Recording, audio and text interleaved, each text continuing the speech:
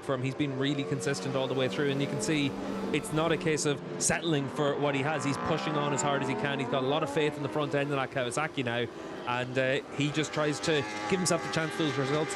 Further down, just to look at Michael van der Mark as well, less than a second between him and Andrea Iannone now with 2 laps. Race 1 of the 2024 Pirelli Emilia-Romagna round gets underway with a flying start from Remy Gardner from 3rd on the grid. Good jump as well from Alvaro Bautista. Challenges to the inside line into turn 1. He's already alongside teammate Nicolo Bulega, who's got swallowed up and is going backwards. Gardner leads. He's hit the front end of Razgatlıoğlu. Bautista and Bulega still scrapping it out over 3rd position. Decent launch initially from Andrea Iannone. He's up to P6. Locatelli also coming through on Alex Lowe's, who's down to 7th, with Sam Lowe's now for company in P8. Alex, I think, has got back through now on Andrea Iannone. Axel Bassani charging through the order as well. Yeah, it looked like we had a rider down in the background. It might have been Michele Pirro at turn 4.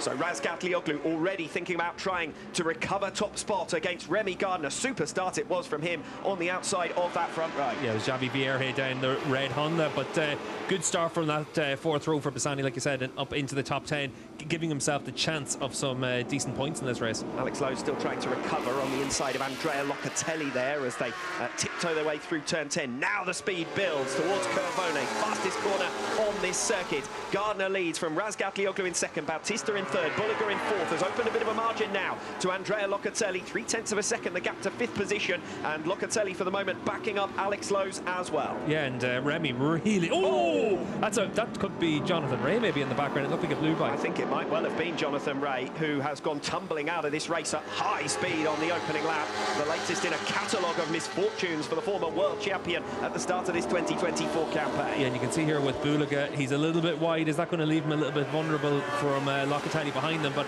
at the front of the field, Remy Gardner riding with so much confidence as well. We saw him through those right-handers at the end of the lap, really using every inch of the racetrack. Locatelli around the outside of Nicolo Bulega at turn 2, and the pair almost connected. Locatelli was far faster coming off the final turn at the end of the opening lap. Jonathan Ray walking away from an incident in the very early stages. We won't get to see what a climb might have looked like for him. Meanwhile, back at the front, Alex Lowe's makes his way through as well on Nicolo Bulega, and this will have been Bulega's biggest concern. As well as you want to qualify, if you find yourself getting banged out of the way in the early stages, down to 6th position here for Bulega, trying to recover against Alex Lowe's, and for the moment doing so successfully, you put yourself back from the podium trio who are starting to escape away, look. Yeah, exactly, and once you're starting to battle with each other, that's whenever the likes of Bautista and Toprak are always able to take advantage of their consistency. Remy Gardner, though, doing a very solid job leading a WorldSBK race.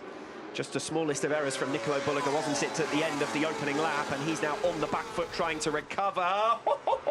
At high speed into Curvone. That was full commitment there, and it sends Andrea Locatelli off the circuit altogether. Might be an opportunity for Alex Lowe's to come through for P5. Yeah, and this is going to be the tail end of Jonathan Ray's crash up at the top of the screen, and that's a fast place to come off. It's 240 k's an hour through there, and you're probably back in 1 gear, 5th gear, 4th gear through there. So for Jonathan Ray, at least able to walk away from that one, but again it means that he's got no data for tomorrow's race as well, and just puts him even more on the back foot.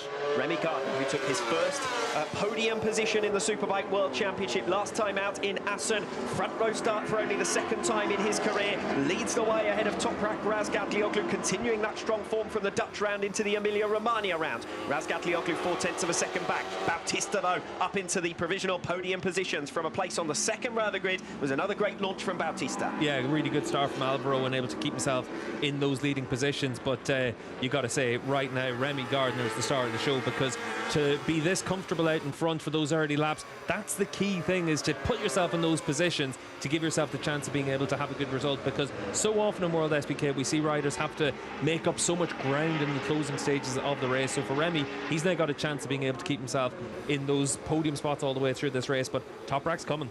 Bautista's dropping back from Toprak Razgatlıoğlu as well. Might well be content to play the long game, but he is going to have Nicolo Bulega right on his tail. Bulega closing on Bautista, Razgatlıoğlu closing on Gardner. 2 races in 1 at the moment in those podium positions. Nose to tail for top spot as they come through Curvone. Gardner needs to get it absolutely spot on here, or into Cara, the slowest corner on the circuit. Razgatlıoğlu might be close enough for a jab, not for the moment at least. Bulega not close enough to Alvaro Bautista either. Interesting there to see Bulega on the number 11 machine actually pulling a little bit of a wheelie between turn 13 and then getting on the brakes in 14. So he's impatient to get through on Alvaro Bautista.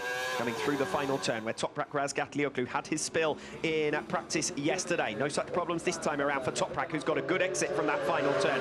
On to start another lap. He's already up alongside Remy Gardner in towards turn 1, but can't quite outbrake him. Gardner will have to be cautious not to lose the position into turn 2. He covers the line quite nicely, but for the moment, it's all defence for Gardner. Toprak Razgatlıoğlu on the attack. Let's just remember about Remy Gardner, though, a Moto2 world champion, a rider that was able to make the difference in a series that was all basically about being on the same package with the Calyx bike back then. So for Remy Gardner, we know how good of a rider he is. He also knows how to win races and world championships, so he's not going to be phased by having Toprak chasing him down. Few fastest lap of the race from Toprak Razgatlıoğlu, 1 minute 33.681 there on lap 3, and Toprak's making his move down the inside of Remy Gardner. We're riding on board with Nicolo Bulega as Razgatlıoğlu takes the lead of race 1 of this 2024 Pirelli Emilia-Romagna round. And let's see what Toprak's pace is now, and if Remy's able to go with him. Like I said, comfortable in the first few laps for Remy, and now's the point of the race where you have to start being able to go with those riders. But it has been really promising for Remy, front row of the grid,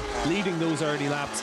But at the end of the day, he's not the first rider that's going to be attacked by Toprak into turn 8 and come off second best. This is the key overtaking opportunity all the way through the race here. This is where we're going to see all the moves. So for Toprak to be able to make that move, it is one of the positions where if you can get your bike down the inside, you immediately take that high ground. So an easy move. It's Bulega who looks the most racy at the moment of the two riders now behind Toprak Razgatlıoğlu, and in his wake Bulega has been hounding Alvaro Bautista, but thus far not finding a way through. Of course, identical packages for those two, so it's not going to be straightforward. Bautista might well need to make an error for Bulega to force his way through. Bautista meanwhile starting to build up his pace. New personal best lap last time around from Bautista to close down Remy Gardner, and he needs to clear him quickly because Razgatlıoğlu is clearing off at the head of the field. 0.6 of a second already clear of Remy Gardner. Yeah, and you can see their new fastest lap of the race for Bulega, and that's why he's putting the pressure on for Bautista. But both of the Aruba Ducati riders struggled in yesterday's free practice sessions with a lack of feeling on the front end of the bike in the heavier braking zones and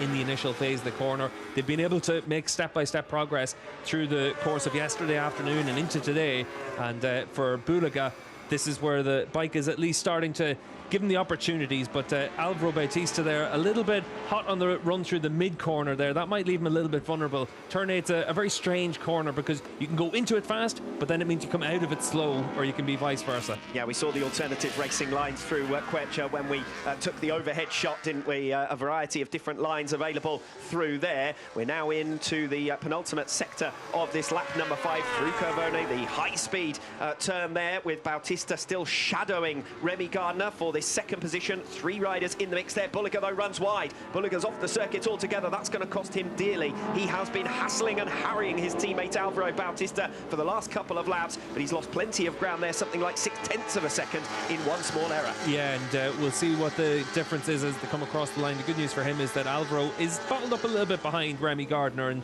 Remy's still able to put in 1 minute 34s. Last time around though, it was back into the low 34s there for Remy, so he's still got the same pace as the riders around him. And we suspect that Alvaro Bautista could run this kind of pace quite deep into the race. What everyone else's tyre life might do later on is a different matter, but we know Bautista can afford to play the long game. Alvaro can run this pace all day. That's what we've been able to see over the years here at Misano, but we've seen it where he's out in front able to run that pace. It's a different story whenever you're in the middle of a battle, and also if you're behind a rider in front, maybe the tyre temperature goes up as well because you don't have that clear air in front of you. It's 30 degrees here at Misano, so it is very warm. So if you're behind a rider, it's always going to be that little bit more difficult for the tyres. And while Bautista is bottled up behind Remy Gardner, Nicolo Bulega has far more pace than his teammate, already starting to make up ground. 0.3 of a second pulled back on Alvaro Bautista already. Bautista sees this as the opportunity to make the move. He is going to have to be very forceful. That is a classic block pass there from Alvaro Bautista. Can Gardner immediately respond? The answer is no. The acceleration now towards Curvone for Alvaro Bautista, and Nicolo Bulega again making his move there through turn 11. So Bulega's perfected something quite unique there, and Gardner suddenly finds himself in a matter of 3 turns going back from 2nd to 4th. Yeah, we've seen that Bulega and Bautista have been the fastest riders through the speed trap. That's just before the entry to turn 11 all the way through this weekend, so just able to use that extra bit of top speed, and the exit from turn 10 is what sets that up and the acceleration out of it. So for Nicolo Bulega, he's been able to make that move twice. We know that's where he's feeling comfortable. Now we have the top 3 in the championship, in the top 3 places in this race 1. Bautista and Bulega both coming through on on Gardner. Bulega, the fastest man of the lead trio last time around, despite that overtaking manoeuvre with a 1 minute 33.9. But Toprak Razgatlıoğlu more or less matching that pace with a new personal best last time around as well. Obviously, the top three is going to be the interesting thing. What happens with Remy Gardner now? If Locatelli, Lowe's, Iannone and Lowe's are able to get back towards them as well, you could have a decent scrap there for that fourth position if Gardner's not able to get himself back in the mix with the Ducati riders. Just to say as well, Michael van der Mark up inside the top 10, with van der Mark having started from the 6th row of the grid, so he's recovered well from a super pole crash. Nicolo Bulega spent 2 laps shadowing Alvaro Bautista before an error that sent him off the circuit altogether. He has recovered that ground now and once again is right on the tail of Bautista. Tried to find a way through into turn 8 but wasn't quite close enough. Could he spring his move down the inside of turn 11? I don't think he's going to be able to do it against another Ducati, but he's certainly lining himself up for it, isn't he? Runs in wide. Now with the cutback, it's Bautista versus Bulega, the number 11 who's already made 2 passes here through Curvone. He's not going to be able to do it against his teammate Alvaro Bautista.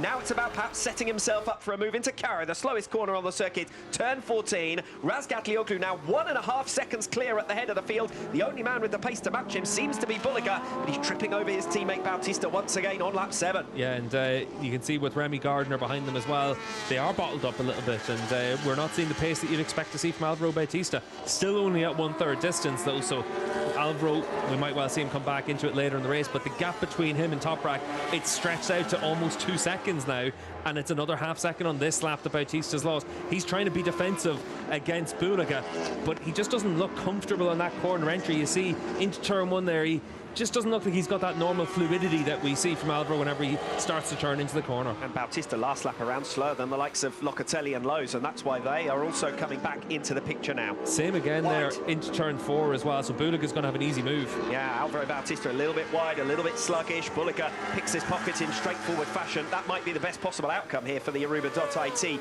Ducati factory, because Bulega can now start thinking about hunting down Toprak Razgatlıoğlu, and we wait to see whether Bautista will find some pace later on, or whether everyone else's will drop more dramatically than his. But certainly for the moment at least, if things were to stay as they are at present, we'd have a BMW leading the Riders' World Championship. Yeah, it's interesting though, because you can see there on the trail braking zone, Bautista doesn't look too bad. He runs a little bit wide in through turn 10, but it's in those upright braking zones and that initial phase of getting onto the side of the tyre, he looked to be struggling in sector 1. But it's always different whenever you're the rider in front and now you're the rider behind, so we'll keep an eye on Bautista and what he can do. Andrea Locatelli faster than Remy Gardner for a few consecutive laps, 0.2 of a second per lap, and at this stage of the race the fastest Yamaha out there. So Locatelli with an opportunity quite soon to get through on Remy Gardner and try and hunt down those podium places. That will be a real fillip for the number 55 after a very disappointing Dutch round last time out.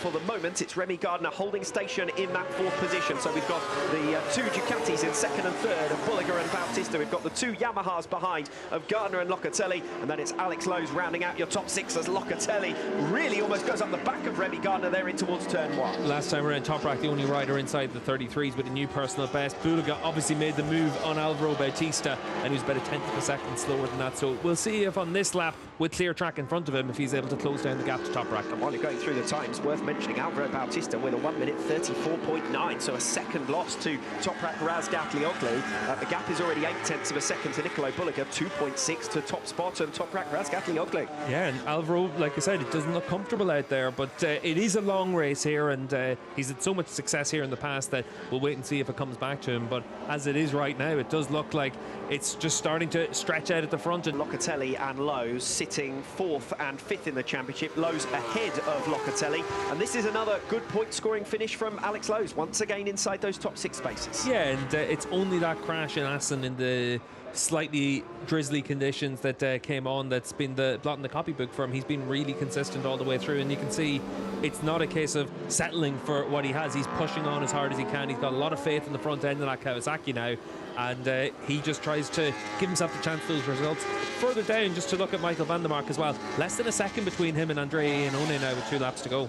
Not sure he's closing fast enough though. He's been chipping away, but it's been laps where Iannone's been able to recover a bit of a margin as well. It's not consistently making up enough ground, I don't think, but I've said that before and been wrong, haven't I, about a BMW, so we'll give him a chance on these final 2 laps. Well, on the last sector there, van der Mark's made a small mistake, and that's actually given an extra half a second to Iannone. So that does look like it is going to be the battle done, and Van der Mark with just under a second and a half now to try and make up. And Lowe's has also dropped back ground in the second half of that last lap, so 9/10 of a second now. His gap to Andrea Locatelli in 4th position. Does look like all the places now have stabilised. In fact, the latest split, everyone right the way down to 17th and 18th position is covered by at least 1 second, one rider to the next. Yeah, you can see into the Toprak side of the BMW pit box there as well, and a few worried faces, but I'd imagine that's just the accountants department there for Mark Bongers that's been on the phone to him, because they've got a rider now with Toprak that they expect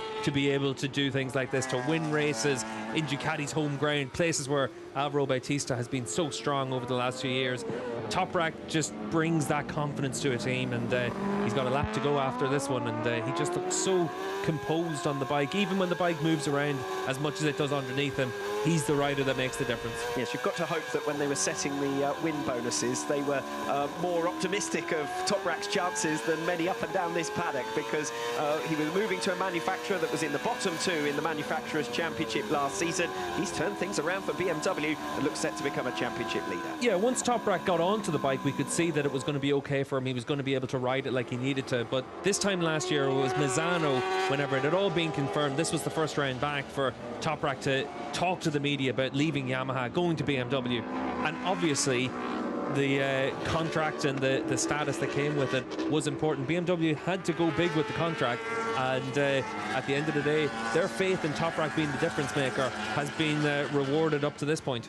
Bad news for those following Tito Rabat's progress. He has gone down and is out of the points. It was looking good for his best result of the season in P12. So that's going to promote Garrett Gerloff, Michele Pirro, Michael Ruben Rinaldi and Scott Redding into the last of those points-paying positions. A couple of names down the order there, Rinaldi and Redding, who would really have, in past seasons, become accustomed to much more. 2 former factory Ducati riders on the Aruba official team, and they're now scrapping it out for points at what had been one of the rounds, but they always expected to come and be competing at the sharp end. Yeah, just goes to show you don't want to be moving on from the Ducati factory team, do you, in any hurry? Michael Ruben Rinaldi stepping to independent machinery this season. It has not worked out for him with Moto Corsa, and Scott Redding struggling is going to pick up just the last points-paying position. Into the final sector now then for Toprak Razgatlıoğlu. This, where he had his spill yesterday, safely negotiates the final turn. Toprak Razgatlıoğlu, a winner in Catalonia, a winner in the Netherlands, and a winner in race 1 of the Emilia-Romagna round to take the championship lead for BMW for the first time in over a decade. Toprak Razgatlıoğlu dominates the first race of the weekend in Misano, 1.8 seconds ahead of Nicolo Bulega at the checkered flag, and his main title rival Alvaro Bautista relegated to 3rd, relegated to 2nd in the series standings. Razgatlıoğlu leads us with a 3-point advantage. And for